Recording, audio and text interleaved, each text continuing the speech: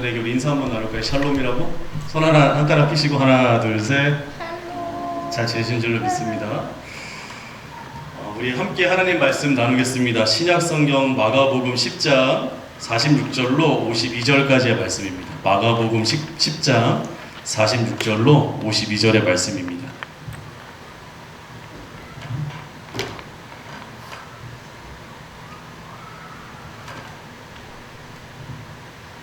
찾으셨으면 아멘. 자, 우리 한 절씩 교독하시고 마지막 52절 우리 함께 합독하시겠습니다. 그들이 여리고에 이르렀더니 예수께서 제자들과 허다한 무리와 함께 여리고에서 나가실 때에 디메오의 아들인 맹인 거지 바디메오가 길가에 앉았다가 나사렛 예수란 말을 듣고 소리질러 이르되 다윗의 자손 예수여 나를 불쌍히 여기소서 하거늘 많은 사람이 꾸짖어 잠잠하라 하되 그가 더욱 크게 소리질러 이르되 다윗의 자손이여 나를 불쌍히 여기소서 하는지라. 예수께서 머물러 서서 그를 부르라 하시니 그들의 맹인을 부르며 이르되 안심하고 일어나라 그가 너를 부르신다 하매 맹인이 겉옷을 내버리고 뛰어 일어나 예수께 나아오거늘 말씀하여 이르시되 내게 무엇을 하여 주기를 원하느냐. 맹인이 이르되 선생님이여 보기를 원하나이다. 함께 읽을까요? 예수께서 이르시되 가라 내 믿음이 너를 구원하였느니라 하시니 그가 곧 보게 되어 예수를 길에서 따르니라. 아멘. 오늘 말씀의 제목이 소경 바디메오의 신앙을 아십니까? 라는 말씀의 제목입니다. 한번 따라해 주실래요? 소경 바디메오의 신앙을 아십니까? 소경 바디메오의 신앙을 아십니까? 소경 바디메오의 신앙이 어떤지에 대해서 좀 살펴보면서 교훈도 받지만 결국은 그가 쫓았던 예수를 우리도 당연히 지금 쫓고 있습니다. 할렐루야. 그러면 더욱더 소경 바디메오처럼 몸도 마음도 신체의 그 어떤 부분도 건강한 우리가 더욱더 주님을 더 힘있게 쫓기를 원하는 마음으로 이 본문을 함께 나누었으면 합니다. 오늘 소경 바디메오의 이야기를 하기 이전에 앞서서 선한 사마리아 이 이야기를 잠깐 여러분과 함께 나누고자 합니다. 그 말씀을 가지고 오늘 본문과 함께 연결지어서 은혜를 나누고자 하는데, 선한 사마리아 이야기를 잠시 언급하려고 하는 내용 가운데 이 선한 사마리아의 비유에 대한 이야기 혹시 기억나십니까? 성경의 이야기 가운데 그 본문을 좀 깊이 이해할 수 있을 거라 생각되어져서 선한 사마리아인의 비유에 대한 이야기를 제가 잠깐 이야기를 하려고 합니다. 이 선한 사마리아 관련된 이 비유는 여러 가지 방법들이 있다면 그 선한 사마리아인이 하나 뭔가 분명하게 채택하는 기회를 포착하는 그 순간이 좀 있었거든요. 그 순간을 제가 오늘 본문을 좀 끌어들여 와서 좀 이해를 시켜보고자 해요.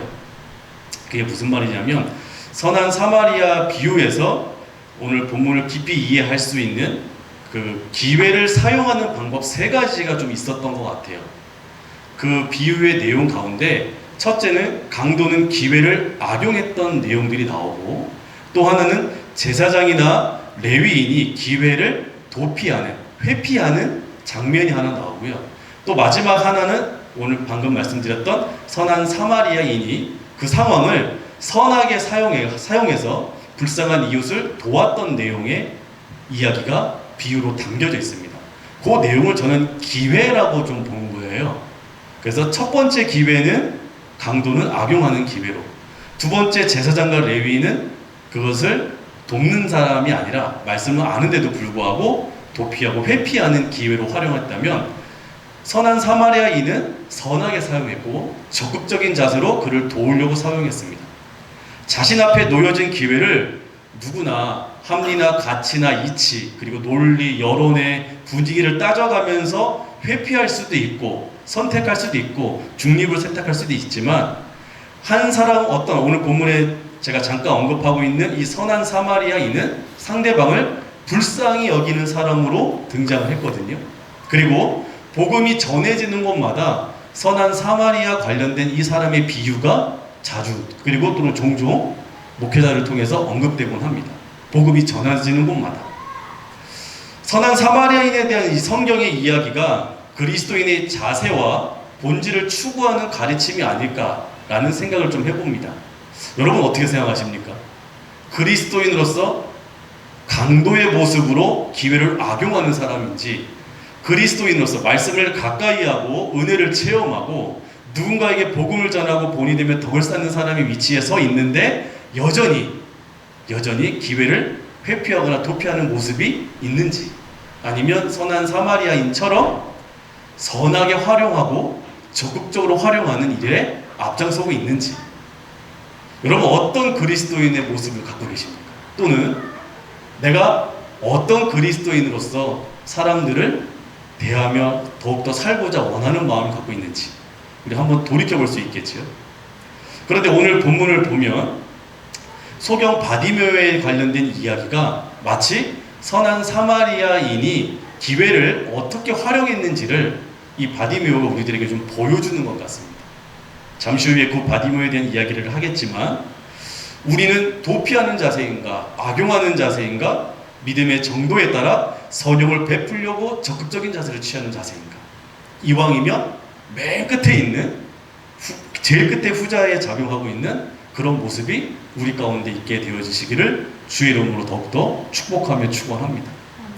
예수님을 가까이 하고 말씀을 가까이 하고 복음을 가까이 하는 시간이 길어지면 길어질수록 선하게 살아가는 게 중요한 건 아니지만, 그 말씀에 힘입어 선하게 본이 되면 덕을 쌓을 수 있는, 그래서 내 삶이 전도자의 역할을 말 한마디에 신앙이 담겨져 있는 그런 참 좋은 모습이 있다면, 이 한국 사회에서 보다 많은 그리스도인들이 주를 더욱더 따를 것이고, 할렐루야. 그렇지 않은 믿지 않는 자들이 더욱더 주님을 좀 궁금해하고 따라오게 되어지고, 내가 하는 행동으로, 내가 하는 말 한마디에 위로받고 격려받고, 그런 경험이 믿는 자들 가운데서는 있겠지만 믿지 않는 자들에게 더욱더 많이 나타나는 우리의 일상 속의 삶의 모습들이 있다면 어떨까요?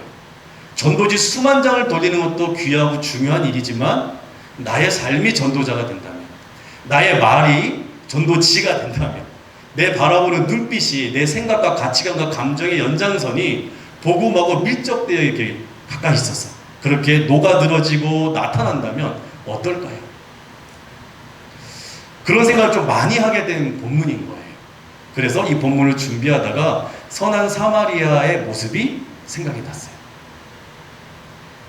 잘 알겠지만 소경 바디메오의 상황을 제가 잠시 언급해 보겠습니다. 형편이 한마디로 매우 불쌍합니다. 그냥 불쌍하지 않고 매우 불쌍합니다. 그런데 그런 이 사람에게 기회가 옵니다. 소문으로만 들었던 예수님이 여리고를 지나가신다는 소리를 듣습니다. 자, 보지 못하는 사람이 듣는 것에 매우 민감하게 발달될 수 있거든요. 그렇죠? 당시 시대 속에서 이 비참함을 안고 살아갔던 이 바디메오의 신앙의 모습은 보지는 못하지만 그가 들었던 내용들이 있습니다. 예수가 누군지, 누구의 자손인지, 오셔서 어떤 일을 하셨는지를 들었단 말입니다.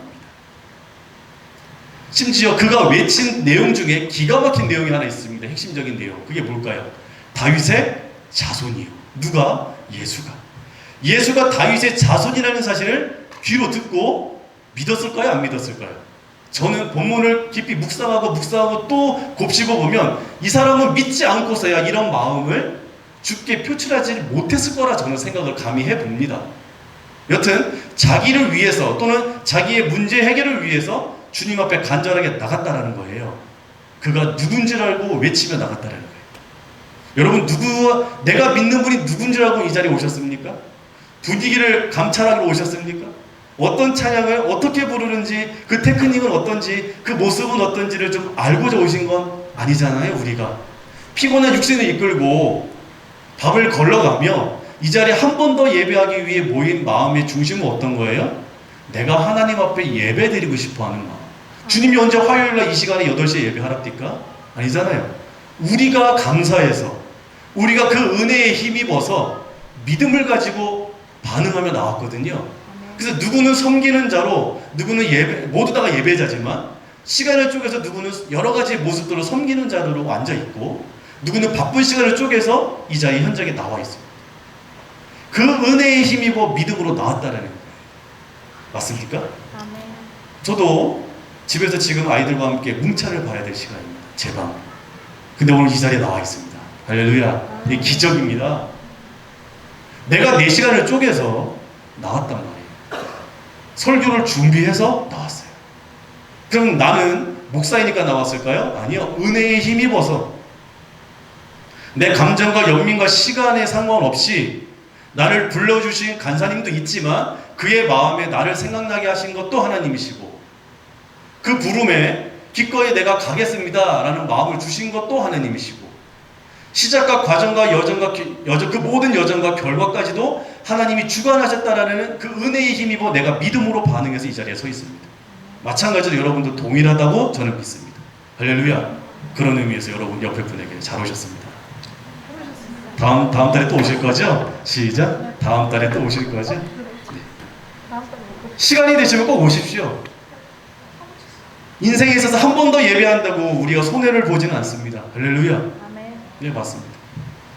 오늘 본문에 다윗의 자손 예수라고 말했던 이 바디메오, 그가 들었던 내용의 핵심 내용을 주님이 오신다라는 그 타이밍에 부르짖었습니다. 그 마음에 불을 지피는 소문, 안 그래도 예수가 누군지 알고 있었고 궁금했었고 만나고 싶었어. 이유는 딱 하나가 있어요. 그에게는 나중에 얘기할게요. 다 아는 얘기지만 자기의 마음에 불을 지피는 이 소문이 실제로 들려오는 거예요. 예수님이 자기 동네 여리고로 지나가신다는 거예요. 보잘것없는 인생, 보지도 못했던 인생, 들은 것이 전부인 그의 생활 속에서 그에게 간청거리 하는 상상이 있었지요. 내가 예수를 만나면 말하고 싶었던 간청거리, 자신의 형편을 보고 불쌍히 여겨달라고 주님 앞에 달려가는 그 마음의 자세. 여러분, 내가 열심으로 쫓지 않아도 우리 주님이 이미 우리 가운데 오셨습니다. 아십니까? 네. 우리에게만 오셨습니까? 아니지요. 전혀 예수를 모르는 자들에게도 우리 주님이 이미 오셨어요. 그래서 우리의 기도 가운데는 주님 우리 가운데 와 주십시오라는 이런 모습의 말은 솔직히 상가하는 게 더 낫지 않을까? 라는 개인적이고 주관적인 생각입니다. 그게 나쁜 건 아닙니다. 네, 그걸 표현하는 사람을 제가 뭘 하는 게 아니에요. 저한테 뭘 하지 마세요. 그런 게 아니라 이미 우리 가운데 오셨다라는 것을 확신하고 확실히 믿고 예배하는 사람들이잖아요. 맞죠? 거기에 믿음으로 반응해서 섬기림의 영역에도 있고 나름 국지국착에 맞던 영역에도 있단 말이에요. 그러니까 이미 와달라는 게 아니라 이미 오신 줄로 믿고 우리가 나아오는 거죠. 오늘 자기 동료에 오신다는 소문이 들렸고 오고 계십니다. 바디메오가 언제 오실지라는 것보다 중요한 게 이 사람에게 지금 뭐가 중요한 거예요? 주님을 나는 만날 거야. 그분한테 내가 하고 싶은 말이 있어. 라는 마음의 중심에 불이 타오르겠지요. 기대할까요? 안 기대할까요? 기대. 그의 열심을 주님이 기억하시는 게 아니라 그의 마음의 중심을 주님이 이미 아실 거라 저는 믿습니다. 그 수많은 지역 가운데 굳이 이 지역을 왜 갈까요? 주님이 누구를 만나러 가실 것 같아요? 마치 소경 바디메오를 만나러 가시는 것처럼 막 느껴지는 거예요. 본문은 그렇게 언급하고 있지 않지만 그냥 분위기상 보면 이미 주님이 아시고 가시는 게 아닐까. 이거 불을 낮춰서 아마 이게 좀 왔다 갔다 하는 것 같아요. 좀 올려주시면 안 될까요? 불을 끝까지 올려주시면 번쩍번쩍 거리지 않을 것 같아요. 감사합니다. 제가 잘 보고 있네요. 눈에 잘 보이고 있습니다. 바디메오 좀 눈이 뜬 것 같아요. 자, 그런데 오늘 장애물이 생겼어요. 누가 이 바디메오에게 장애물이 생겼어요. 여러분, 우리가 교회 나올 때 장애물이 있어요, 없어요? 있어요. 있죠. 한 번 있어요? 날마다 있어요? 매 순간 있어요? 매 초 있어요? 다 있어요. 그냥 모든 순간에. 어떻게 이기고 나오십니까? 그냥 무덤덤하게 그냥 나오십니까? 그렇지 않지요. 그렇죠? 나름의 고민이 있고 나름의 판단을 가지고 여러 가지 나름의 애쓰고 수고함을 가지고 나옵니다. 오늘 바디메오도 주님 앞에 나올 때 그냥 나올 수가 없음을 성경이 우리들에게 이야기를 해줍니다.